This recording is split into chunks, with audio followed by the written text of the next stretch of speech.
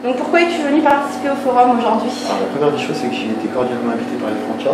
D'accord. Et que je trouve que c'est une très bonne idée de rencontrer d'autres professionnels. Parce qu'il y a peu de temps d'échange en fait sur ce NAPTAP. Oui. On est tous un peu seuls dans son coin et là ça permet d'échanger, de connaître et de créer un réseau en fait. Voilà. Du coup, tu as démarré donc, les NAP cette année? Non, l'an passé. Déjà l'an passé. Voilà. Donc après presque 2 ans de ça. fonctionnement, quels sont pour toi les leviers, les difficultés sur la mise en place de ces activités? La plus grande difficulté en fait est de faire passer le message de proposition d'activités éducatives au niveau de l'éducation nationale par exemple. D'accord, plutôt avec le monde enseignant. Qui pensent qu'on est un petit peu en deçà de leur propre personne. Faire passer aussi, alors ça ne joue pas à la même échelle, mais les parents qui nous voient un petit peu comme des moments de garderie sans objectif éducatif pédagogique. D'accord. Et le personnel aussi, ça c'est peut-être la plus grosse difficulté. Alors à quel niveau? Sur leur Au niveau du turnover en fait, ouais. Le fait que ça change beaucoup? C'est ça. Du coup, on essaie de fidéliser les gens au travers de contrats, mais on ne peut pas fidéliser tout le monde. Et du coup, on a un gros turnover sur l'année. Il y a au moins, sur une année, 30 personnes qui nous quittent. D'accord, sur une équipe de 120.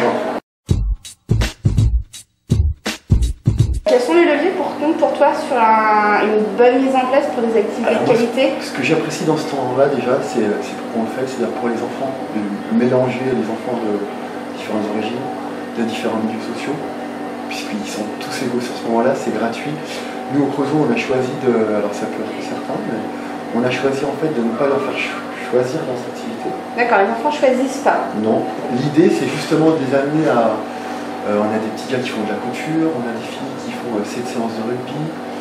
D'accord, c'est vraiment sur la découverte de plein de choses pour tous les enfants. En fait, on reste pas dans les cartons de je suis un garçon et je vais faire de la mécanique. Voilà, et je suis une fille et je vais faire un collier de perles, tu vois. D'accord. Et du coup, on a surpris aussi au début, surtout les adultes, mais les enfants sont si vite sensibles, vite adaptés. Voilà. D'accord. Donc Jérôme, tu es venu présenter un projet aujourd'hui, est-ce que tu peux nous en parler un petit peu? Alors moi je suis venu présenter en fait un atelier citoyenneté qui se décline en 7 séances. Donc, je vais parler un peu des 7 séances. D'accord. Peut-être qu'avant je vais dire d'où vient l'idée du projet. Oui, ça peut être puisqu'il est né juste après les événements de janvier, les élus se questionnant et nous demandant en fait, créer quelque chose sur l'État avec pour objectif la citoyenneté de la laïcité. D'accord. Donc on a choisi de construire avec mon équipe de référents 7 séances. La première a pour but d'où je viens, pour faire comprendre aux enfants l'instant présent, c'est-à-dire qu'on vit au Creusot, en Saône-et-Loire, en Bourgogne, en France, en Europe. Oui. Et que par contre, on a tous plus ou moins des origines de partout à travers le monde. D'accord. On le symbolise sur un planisphère, du coup ça reste, c'est affiché, ça reste dans la salle. La deuxième séance en fait traite du qui suis-je. Et on met en jeu en fait que ce que je choisis, c'est que je ne choisis pas. Donc je ne choisis pas d'être un garçon, d'être une fille, je ne choisis pas d'être grand, petit, grand. Et par contre, ce que je peux choisir, c'est les jeux auxquels je joue, le sport que je pratique, la religion, d'en pratiquer ou pas. Alors on essaie de le dire quand même, qu'il n'y a pas d'obligation. On ne veut pas non plus aller contre ce qu'ils vivent au quotidien, dans le cadre familial. Voilà.